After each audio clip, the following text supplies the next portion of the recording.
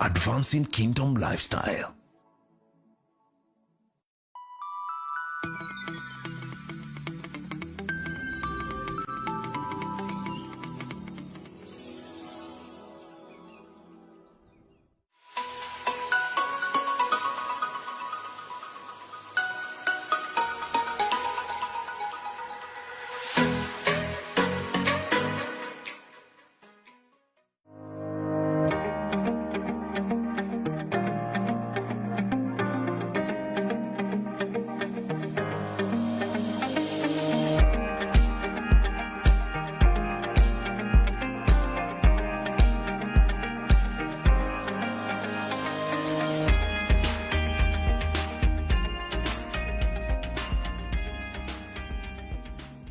Ladies and gentlemen, welcome to another episode of the Gigi Report. I'm glad you're tuned in. Welcome, and please share the links with your friends.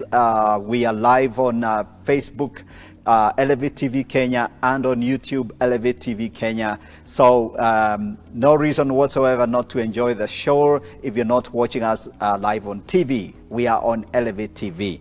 Very good. I welcome you again, like I always do. This is the Gigi Report.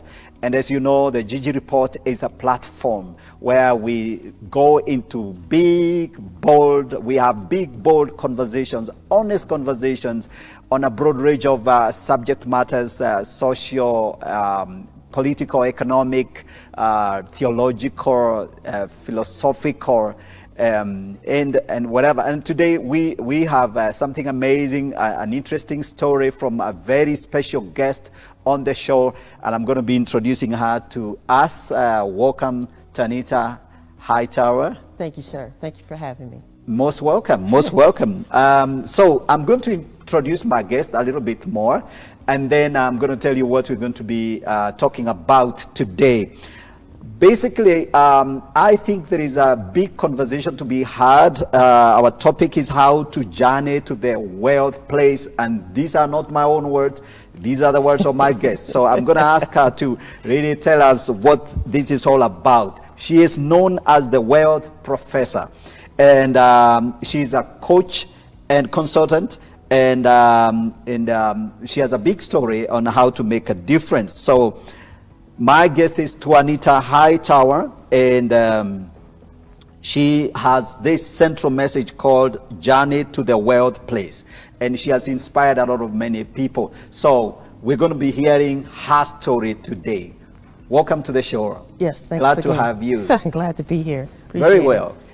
Yeah, so I was introduced to you by a friend, Dr. Ruben West, who I've had on this show. Yes. And so he told me, bringing along here in Nairobi, Kenya, a wonderful team of wonderful speakers, international speakers, coaches, consultants. And I thought, yeah, good to have you here. Very well. Yes. So let's start by you telling us about your early years growing up in the U.S. And what inspired you to what you're doing today. Growing up was not your typical childhood, you know. So I was born premature. So I had a lot of challenges when I was growing up, you know, physical challenges. Okay. So I had encephalitis, which is the swelling of the brain at the age of 2. So the diagnosis wasn't, well, the doctors said, or didn't give me a good outlook. However, God said differently. Okay. The diagnosis was that I was supposed to not be able to walk, but that, look at you. Yeah, absolutely. You're here. But through physical therapy from the age of 4 to about 16 or 17 years old, I relearned how to walk and began to learn how to adapt, because I still have some limitations, but nothing that will hinder. All right. So I would say my growing up was a little bit different. So my beginning was very unique, untraditional. All right. But God.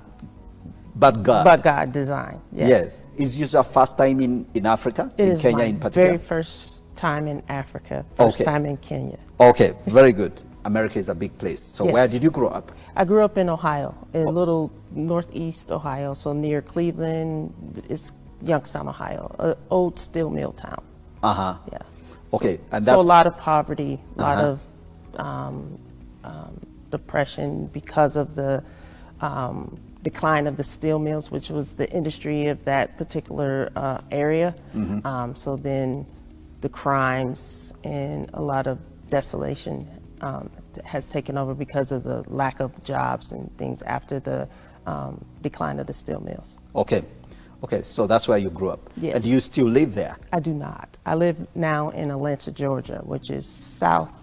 Yes, South Atlanta. Yeah, Atlanta. Yes, we hear a lot of stories. I haven't been to America myself, but I hear a lot of stories, and so that's a good thing. Yes. So one of these days, you're going to put me in your handbag, Oh, absolutely. You're more than welcome.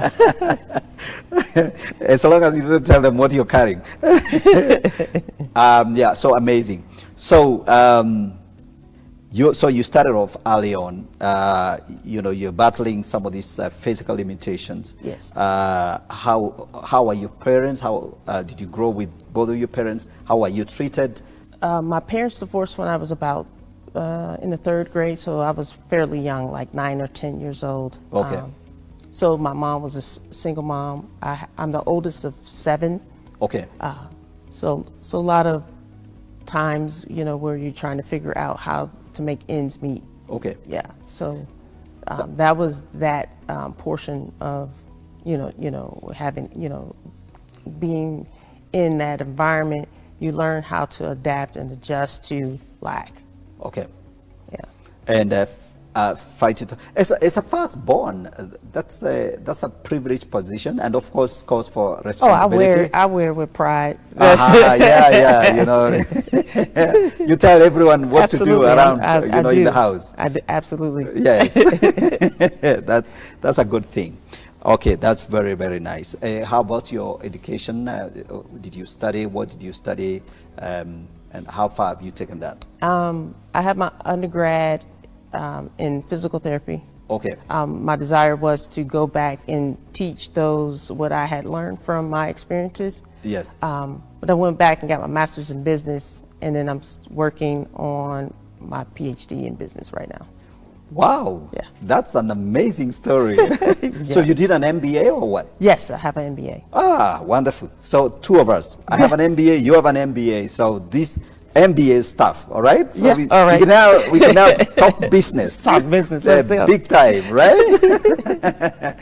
Oh, wonderful, wonderful. How was it at university? Bachelor's, how was the atmosphere at university? Which university did you go I to? went to the Ohio State University, Columbus, Ohio. Wow.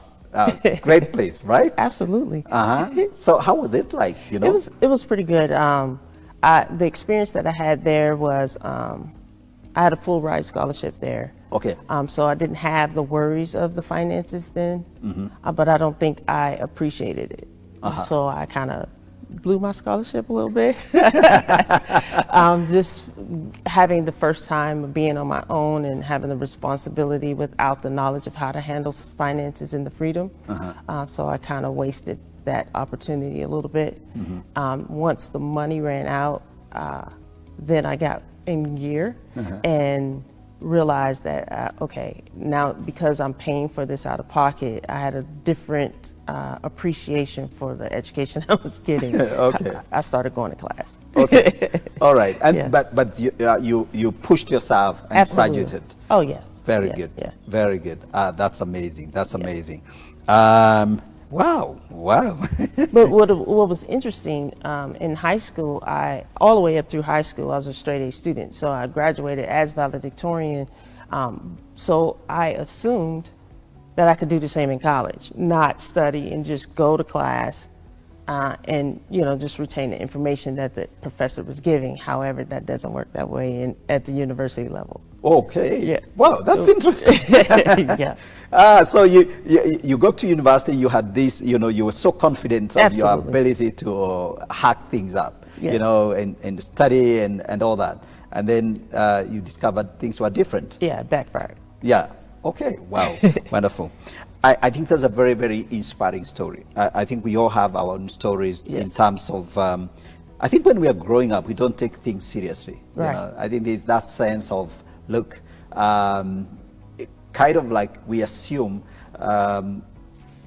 the privileges and maybe even for example, a scholarship, and you know, not taking seriously that somebody has, you know, has to, you know, given you that gift. Yes. So that then you can enjoy your university. Absolutely. And that's amazing. Okay, very good.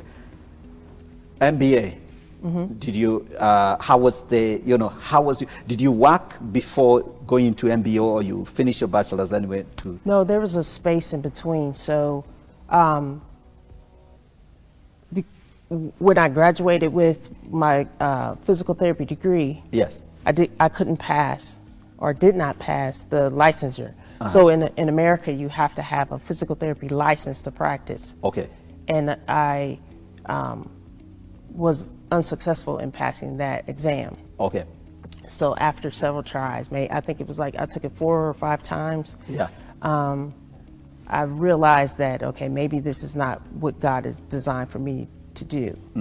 So through prayers, like, okay, maybe I need to go into another field because I needed to start working, started paying for the student loans that I had at that point. Yes. And decided on to business because I have I would call it a gift for numbers and calculating and doing those things. So I kind of looked into the finance and business field, and so I went back to obtain my MBA, Okay. business. All right.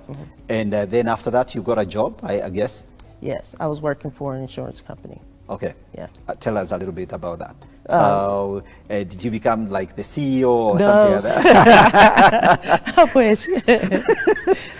How was that? And how long did you work, you know, in the insurance company?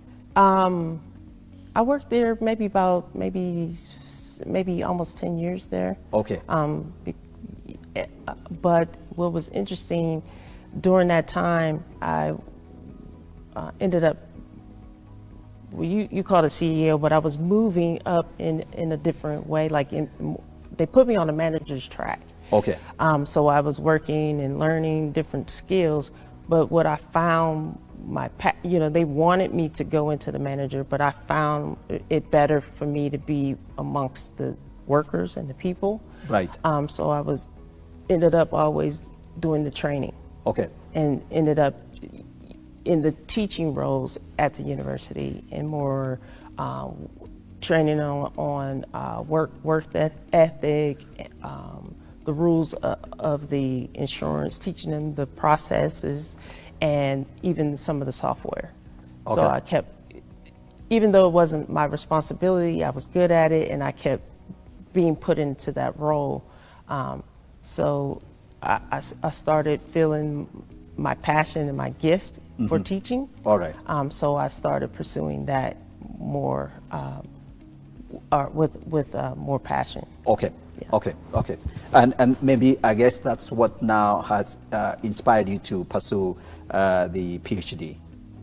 Is that, Yes. Yes. Well, that came along a little bit later because that Okay. was probably like several years later, because I found that I do have a knack for teaching. Okay. Because after the insurance company, the company I was working for was bought out and merged into another company. So my position that I held was there were my job was in 3 different states, so the states merged. Okay. So they had to pick one, and I Okay. wasn't one that was chosen, someone else was. So I found myself, restarting again with Okay. another career. So I looked at the teaching. I started teaching at the community college. Okay. I was teaching like first year, so study skills, the GED, the test prep. Right. And so I found myself again with that passion to teach. Okay. So the pursuant or the desire to get the PhD is you get better jobs because I get, unless you have the PhD, so you get the leftover basically jobs as an adjunct. So, Okay, okay. So I ended up teaching like the business classes, the GED, those, but I wanted to pursue more sustainable type of career. So Right. that's why the pursuing of the PhD. Very good. Yeah. Excellent. Excellent. Very good. I hope you're following this story. Taonita Hightower, born in Ohio. Absolutely. Amazing, amazing. America is a great place, Taonita, I tell you. Yeah. We all want to come to America. Come on. Although, you know, I guess American sounds like they want to leave. No, I don't know. Well, Kenya is a very wonderful place right now. So I'm ready.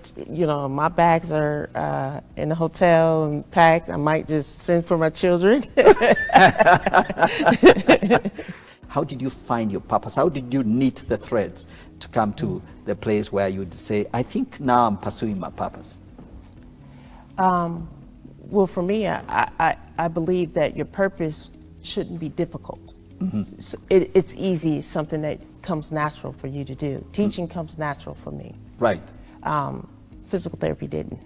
Okay. And for a lot of reasons. First, I think I pursued it just to prove that I can do it because I had the illnesses when I was younger. Yeah. I was, trying to overcome it by, with the accolades and to validate, okay, look, I was ill and sick, so I'm going to become a physical therapist to show others, but that wasn't God's plan, that was my plan. Mm-hmm. And once I aligned with His, things became easier. Mm-hmm. So that's how it went from physical therapy to business, which I'm gifted at numbers and understanding contracts and all of those things that pertain to business. But then teaching is also a gift, and I believe my calling. Right. I love that. I love that because somehow by God's divine provision, you were able to, kind of steer back to where you're gifted, where, your core gifts, like good in numbers. You did very well in high school. Yes. University, well, of course, you kind of were overconfident. Yes, a little bit. And kind of like, so stumbled around. And I guess you are young as well. Yeah. So like all young people, there are some young people watching us here. So I want to remind them that, you get to a place where you're full of yourself, and you have grand ideas of what you can do. Yeah. And this is my life. I'm going to do it my way. I'm going to do it my way. Yes, exactly. And you become blind to what you're really good at. Yes. And so you kind of began to see this unfolding. Yes. And now you believe you're in a good place. Wonderful, Absolutely. Wonderful, wonderful. It's the journey. It's the journey. Yeah. Where did you draw your inspiration and influence? I think it was a combination of influence from different people in my life at different points. Yes. Growing up, I had my mom and my grandparents telling me that you're gifted, or would instill in me that that you have a call on your life. Mm-hmm. And I didn't understand it then. Mm-hmm. So that was always in the back of my mind. Okay. And then when I got to college, had a roommate who was significantly influencing me and connecting with my calling and relationship with God. She was instrumental in sharing the gospel with me so that I can pursue it, not just by, because I got, accepted the Lord, I was young. Mm-hmm. Then I went to college, I was in my 20s, but I really started to develop my relationship with God at that point. Okay. Yeah, so she was instrumental to provide me with some more spiritual depth. Okay. And then from there, there's been people that the Holy Spirit will bring into my life that will kind of redirect or guide me along that journey. Okay. Yeah. That's profound. That's wonderful. So, and you know, what you're saying is very interesting, that sometimes you can be influenced by someone who is basically, you're in the same place, but this person seems to have a kind of a deep sense of, you know, kind of, they have a deep sense of who they are, and then they can see you're stumbling around, and then they kind of steer you and, you know, help you straighten out your life. Yeah. So, although you had known the Lord when you were young, but this person helped you, you know, kind of put it all together. Can you tell us a little bit more about that spiritual experience? Oh, wow. That, you know, like, it may not have been a one-off, but somehow, how did you begin to shift and find your depth in God? Yeah, during that time, I think I was secretly seeking him, to know him better, because my life was kind of, again, chaotic. I was failing, losing my scholarship, having to figure out how to tell my, you know, my mom that we're gonna have to figure out how to pay for the rest of my schooling.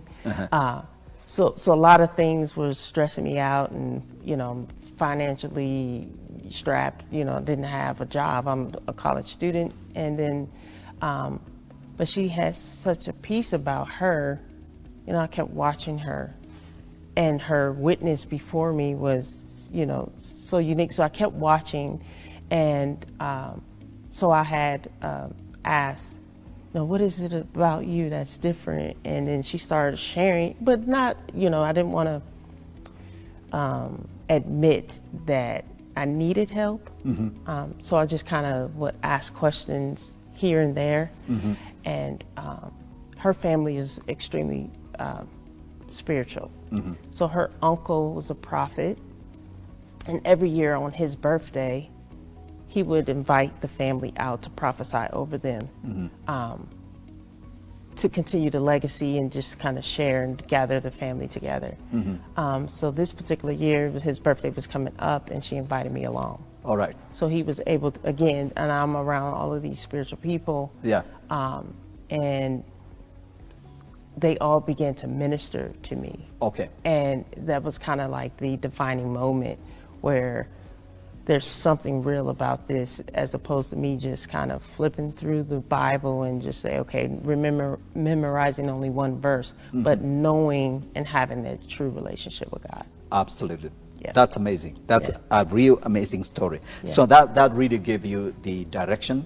And you began to shift. And that's how then, you know, you actually stabilize. You're able to finish college and graduate. And even though you struggled in, you know, getting your certification in physical therapy thing, which maybe good that you didn't go in that direction.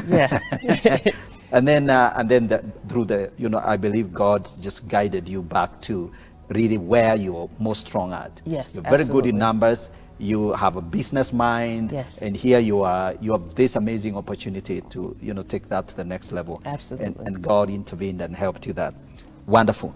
The reason why I'm actually like bringing this up to Anita is because it's the background on which now you come into, now you have become an international speaker. Have you had any training in that? Are you on a training program? I think Dr. Ruben West must be. Tell us a little bit about that. I'm a student, Dr. Ruben West, and through his programming, he has helped develop the gift that's already in there. And then help you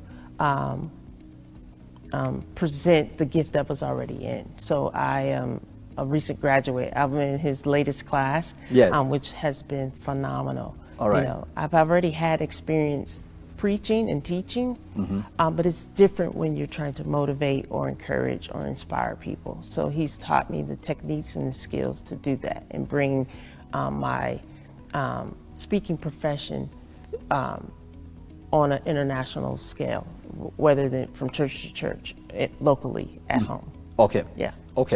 And that's going well? Oh, absolutely. Are you happy? Well, we are here. That's how you managed to come along. Absolutely. And very good. So we're going to go into that as we, you know, we are wrapping up this first part. I believe you're following this story, and maybe you have questions. On the social media platforms, you're free to drop your question on the links on the Facebook or Twitter. You can make a comment, and then tell us what you think about this program and what the kind of help that you're finding from this conversation. So. Then you discovered this amazing story, and I'm only introducing it, and we're going to go into it when we come back from the break. Sure. Where you began to find that you have a very big story to talk about wealth and how to build wealth. Yes.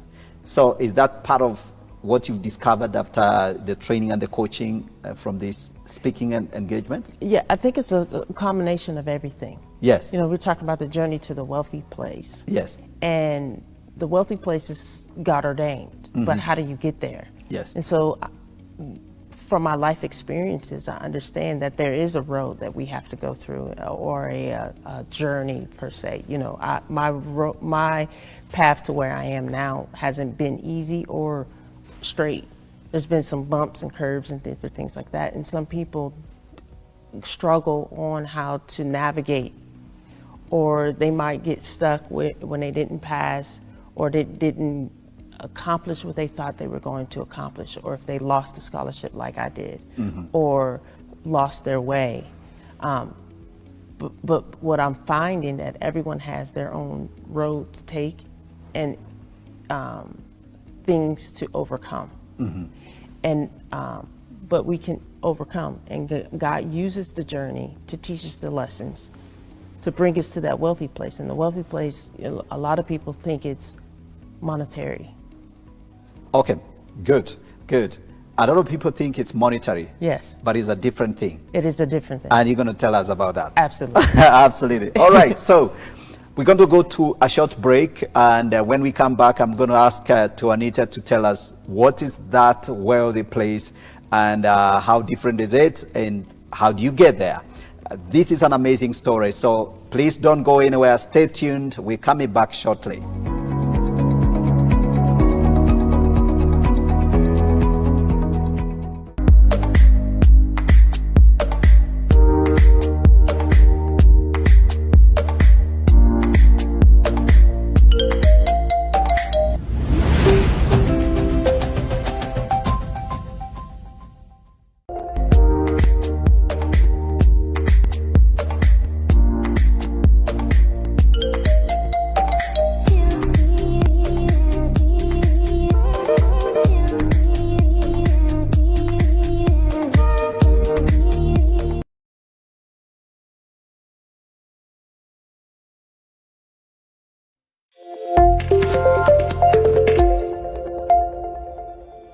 The call to undertake outreach will require that we be mentored. When a church is not reaching out, when a believer is not reaching out, that church is dying and that believer is dying. Literally discipling people, making a difference, being salt and light, And what is the heart of God? It is for us to keep on asking ourselves, why does the church exist? Wow, why does the church exist? To the extent then, you ask yourself, why are you a pastor?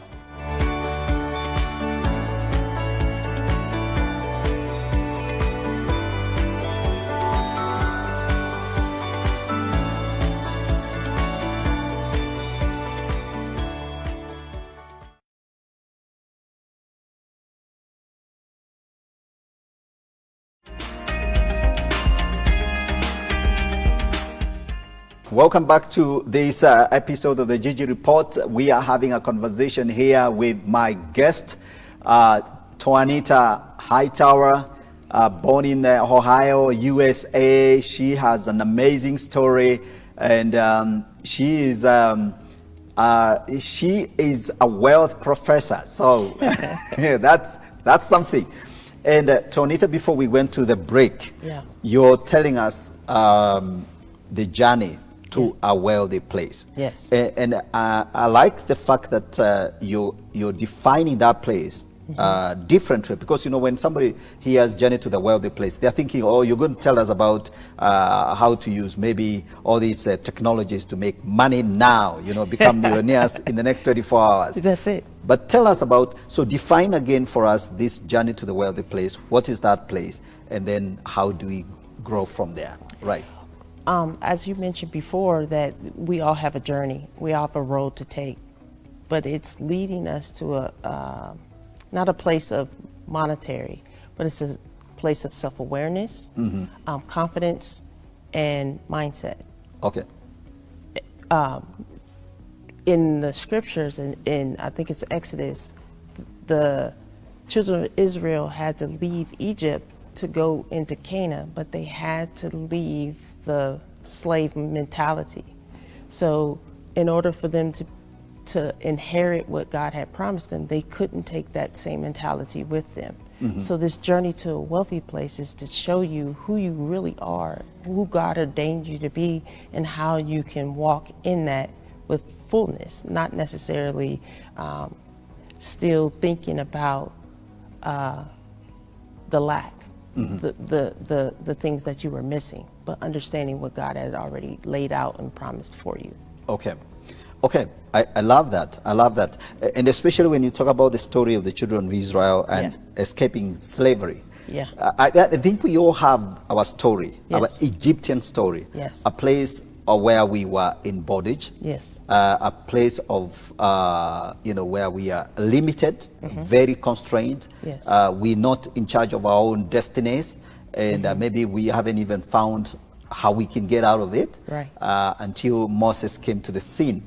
And so you're saying in the same way, we have those sort of the same kind of dilemmas as we are coming out. But what's the role, the place of vision? How do you develop a vision for this place that you come to? For the wealthy place? To the wealthy place. Well, it depends on where the person is along their journey. Because at the beginning, they wanted to go out. But then a couple of times as they were in that journey, they wanted to go back. So you have to understand where you are in order to redirect them to their final destination, their final understanding of themselves and their purpose. Okay. Now, you said there is a place of, did you say mindset? Yes. There are three things you mentioned. Mindset, self-confidence, and purpose. Okay. So break that down for us. So let's start with purpose, then mindset, and then confidence. So a sense of purpose, it brings you wealth, because when you're doing things out of purpose, then provision comes. So it's not that you're chasing money, but you're doing it on purpose, whether it's to serve people, whether it's to minister to others like me. I do coaching and consulting. Because I'm now in purpose, instead of pursuing money or the accolades, the PhD, those types of things, now money is coming. Because now I'm in purpose, so purpose comes for provision, to provide or make the opportunity available for others. Okay. But when I'm pursuing money, it won't come. Okay. Yeah. So that's purpose. That's purpose. The other one is there was confidence or self-awareness. Confidence. Yeah. Let's talk about confidence. Yeah. I imagine that for you even just to have the confidence to come to Africa, and all that. So the place of confidence. Yeah. Just knowing, one, that God is with you, and along the journey. The children of Israel, when they first left, they didn't have confidence. They felt more comfortable back in Egypt. So during that process of walking along the journey, they began to build that relationship with him, or at least they should have.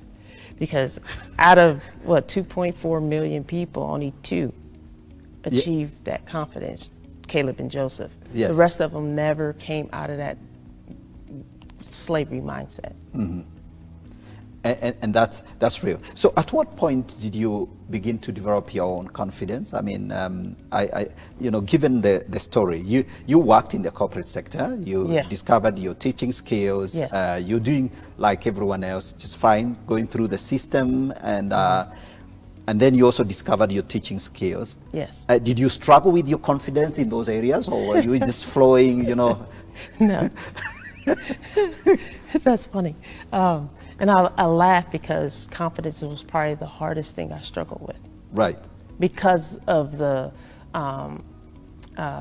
limitations that I had, and I didn't like people looking at me, and the limitations I had with my walking. Uh-huh. And then when I got to college, failing. Uh-huh. So my self-confidence was non-existent in some areas at some times. Yeah. And I think it wasn't until I totally surrendered to God, which was probably maybe about 3 years ago. Okay. And when I just threw my hands up and allowed him to have his work in me, so walking me through my journey and really not fighting against it like the children of Israel wanting to go back to Egypt. Okay, let's finish this journey. and through that, it wasn't easy, Right. but as I guess surrendered to the process, Right. I was able to understand that the confidence isn't in me at all. Right. It's in him. Absolutely. Yeah. That's profound. I'm very, very inspired by that. Because I think there are a lot of people, who they have their own stories, very limiting circumstances. Of course, if we talk about poverty and lack of opportunities here in Africa, we're just talking, the truth. I mean, that's the way it is. Yes. Many people in Africa don't have the kind of opportunities that we think that you guys in the West have.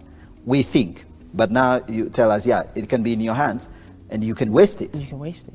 Yes, you can waste it. So you can have opportunity, but you have to know it, Right. and you have to take advantage of that opportunity. Absolutely. And that speaks to the others that didn't make it over to the promised land. Only 2 made it from that original group of Egyptians or Israelites that left. Caleb and Joshua were the only 2 that crossed over and made it. Yes, exactly. Other than the confidence and that sense of purpose and the conviction, what else do you think is needed for you to really begin to build that place where your life is beginning to take direction? Obedience. Obedience. Yeah. Talk about that. The Bible talks about, if thou art willing and obedient, then you'll eat the fruit of the land. So everything in the scriptures is relying on you being obedient to what he's saying to do. Okay. And we can choose to obey or not. But obedience is the key to you walking through each step of the wealthy place. Absolutely. Yeah.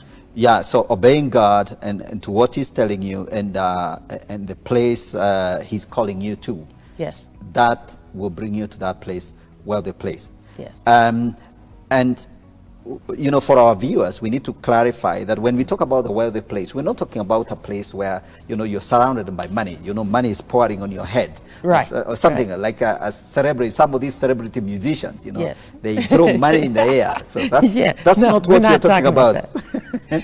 We're talking about a place of peace, a place where you found your place, you found yourself. Yes. You've discovered your purpose. Right. That's the place, that's the wealthy place. Right. And that's the place you need to come to. And obedience is part of that. It is the foundation. The foundation. Yeah. You have to obey. You have to obey. Yeah. Wow. I love that. I love that. So now you've been to Nairobi, so you come to Kenya and Africa for the first time, you said. Yes. How has been your experience like?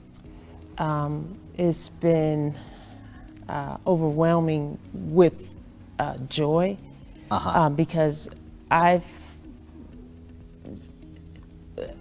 understand that there's a sense of purpose for me here in Africa as Right. well. Yes. But being here is me recognizing or getting in sync with that purpose. Right. Yeah, Okay. yeah. And have you been treated well? How is the food? How is the atmosphere? I've been treated like the royalty, and you know, I'm getting spoiled a little bit by my Kenyan brothers and sisters. Yes.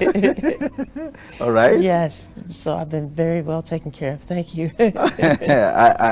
I'm happy for that. Yes. All right. Have you had a chance to preach in church, or have you done your speaking engagements, and how has that gone? I spoke Sunday. Right.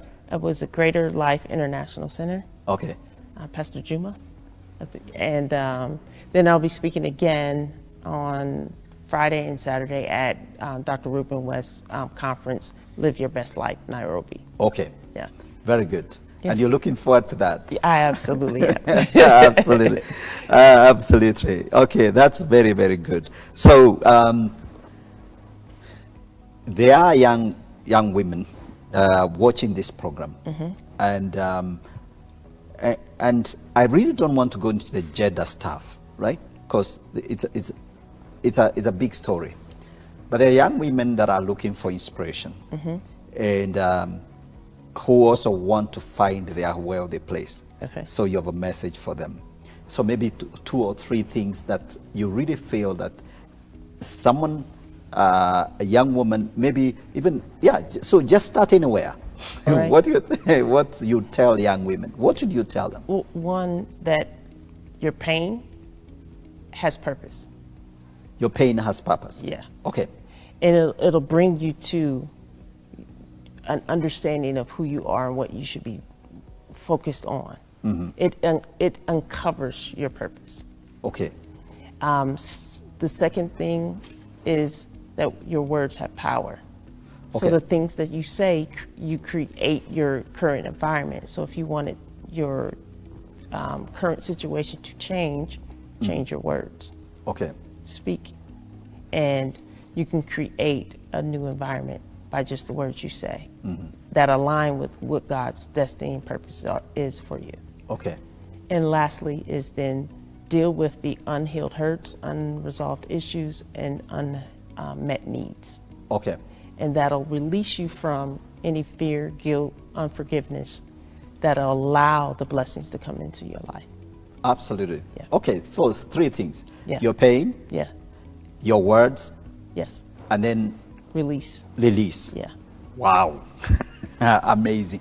Amazing. So if you're struggling, you want to find your wealthy place. You want to find the place where, a place where you have connected with your purpose and with God's design for your life. So you got to keep your pain behind. You got to deal with the pain. And Tuanita, Yes. how do you deal with pain? I mean, there are some traumatic past events or even circumstances. Like, for example, you struggled with this physical, limitation, which, thank God that there were people around you who really helped you. Right. And, deal with like most of it, Yes. So you can move around, so you managed to deal with that. Yes. The part of pain, how did you discover? If I continue to be, kind of nurture this pain, it's just not going to help me. We talked about mindset earlier. Yeah. So it's looking at pain with a different perspective. Right. Not as a place of keeping me down. Right. But as a place of growing. When you grow, you have growing pains. So Yes. what is the lesson that I'm supposed to learn in this? Right. And then learn it, and then grow from it, grow in that place, or grow from that place. Okay. Yeah. What's the role of relationships that really build you up, and do you think that plays a role in helping shape your life? Yeah, absolutely. People's lives and purpose, and uncover what they really are? Yeah, because I don't have all the answers. And what I found is that God will bring people who have the answers for you into your life and give you the direction and guide you. I'm thinking of like in the scriptures where there was a widow woman who needed provision or thought that things were over. It's just me and my son, we're going to die. Yes. And Elijah came Yes. and said, what do you have? Okay. He said, just have a little bit. He said, well, give it to me. And he gave her what to do. And it became more than enough for what she needed. So at that point, she was at her place of pain, but someone came along to show her what to do with what she had. And it became greater than what she thought. Right. It was just a perception. Okay. It was a word that came. She changed her mindset. And she was able to sustain herself and her son just by a word from by a word from the prophet. Yeah, absolutely. Yeah. So yes, so I think that's a very good example of someone who was in great need, Yes. dire need, Yes. a mother and a son, and the famine is devastating the land. Yes. And here comes the prophet, Yeah. who began to speak into her Her life. life. Yeah. And so, who is the prophet in your life at the moment? You've had a couple of prophets. I've had a couple of prophets. Yeah.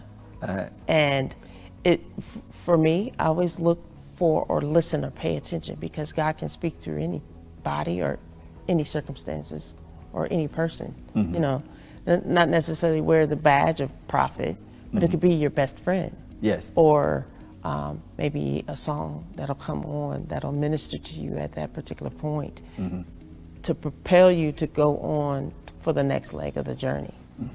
Yeah. Absolutely. Yeah, absolutely. Absolutely. Yeah, that's good. That's good. And you have good mentors. I think Ruben West, you Absolutely. consider Ruben West as your Oh, mentor? absolutely. Absolutely. Yeah. I've had him on the show here. So Oh, yes, I yes. listen to him. He's a great guy. He is So excellent, I yes. think he's really helped. Let's talk about your authoring journey. You told me that you're right now writing a book. Right, I'm writing. So tell us about that. What are you writing about? Well, the book is going to be the journey to the wealthy place. Yes, certainly it has to be the journey to the wealthy Yes. place. That's the So title. Yes, I'm working on just putting it down so that others can have these same tools to walk through their own particular process and giving them insight from the lessons that I've learned out of my own life and pushing them along. Because I can't reach everybody, I can't talk to everybody, but if I can get a book in their hand, maybe they'll have that prophetic word, just like Elijah came to the woman, or the song came to me one day, or my best friend came. This book, I'm praying that it will do the same for those in those particular situations where it seems like they have no hope or no sense of purpose or lack of confidence, to push them to that next level along their journey so that they can eventually reach the place that God had ordained for them in their self-confidence, in their purpose, in their destiny. Absolutely. Yeah. Absolutely. Wonderful. So that's we're looking forward to that. And so since you're very likely, are you likely to come back to Kenya so that I don't make promises here? Look, I'm very careful about my words because I know they create. So yeah, I'm more than willing to come back. To come back, yes. Yes. And give us more. Absolutely. So before we end, I would like to ask you about the coaching bit, the consultancy. Okay. Consultancy. In this part of the world, of course, I am a consultant. Okay. I consult for, some of the small, medium enterprises. What's your experience in consultancy, and how do you, kind of break through? I guess in the US maybe it's easier, different. We have all kinds of ideas. Well, my experience is I've started with small businesses and ministries, and to kind of help them get started. So most of my customer base is startups. Right. To help them, okay, what do you need first, or how do you do it? How do they get a website, their proper paperwork that is required in the U.S., And then where do I go from here? Because they have the idea, but not the knowledge on how or the process of how to get started. So that's where I spend most of my time doing and kind of guiding them along their startup process and helping them establish their business and making sure that it can be sustainable for long term. All right. Yeah.